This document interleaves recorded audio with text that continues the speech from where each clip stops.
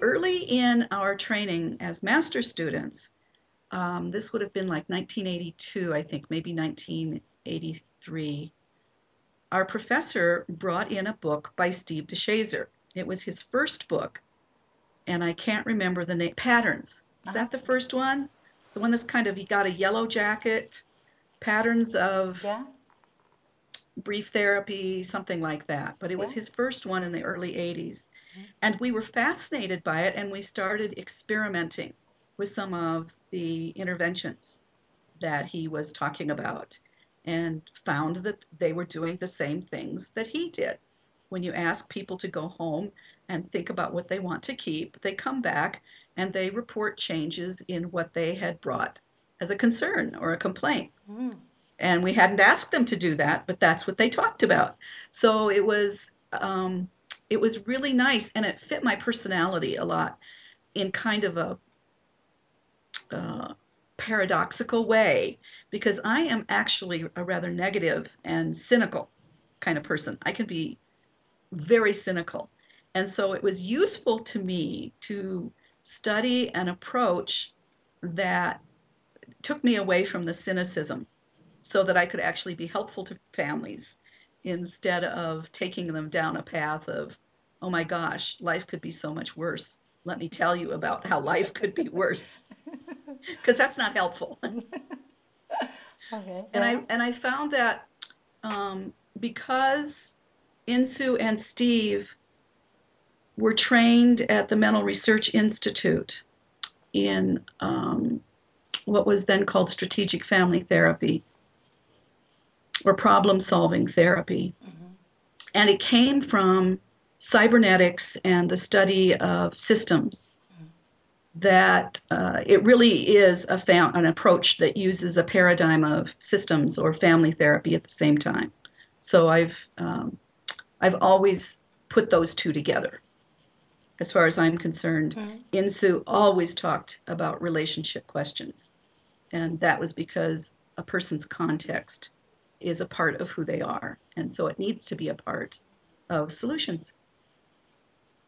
So I've read all their books and been to many workshops. I never did any training more than 2 days in Milwaukee, but I've been around a lot of solution-focused people like you, and really enjoy it, really enjoy it. So how did you learn the model if you didn't go to all this training that there is? I think I learned it by reading it and practicing it and talking with people. In the early 2000s, in the United States, several of us formed the Solution Focused Brief Therapy Association. We had been in what were called seminars with Steve DeShazer in northern Indiana. Started off with about 35 people, and we had several meetings, and we enjoyed them so much because we were talking about training. And I had gotten invited because I knew Terry Trepper, and it was a close colleague of Terry Trepper's, and he knew that I liked solution-focused work because we had used it in a research project. And I just took to it. I enjoyed the conversations. I found that I could contribute to the conversations.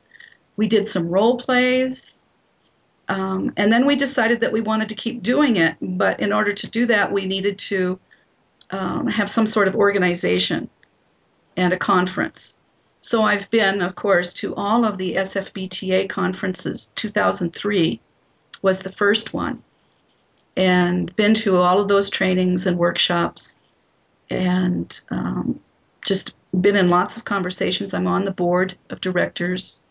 And so we try to use solution-focused work in our deliberations. It's not always successful, but we try. And so I think just living it and using it. And then, one thing that was very important is that I was a professor of family therapy, and I found that solution-focused supervision was the most effective that I could use for anybody, regardless of what model they were trying to learn. And when students wanted to learn solution-focused therapy, we both, or all of us, just had a wonderful time.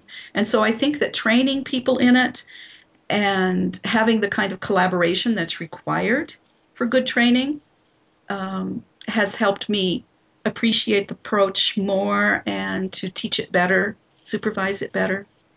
So now I teach and train and supervise and mentor, and that helps keep my ideas very sharp and curious.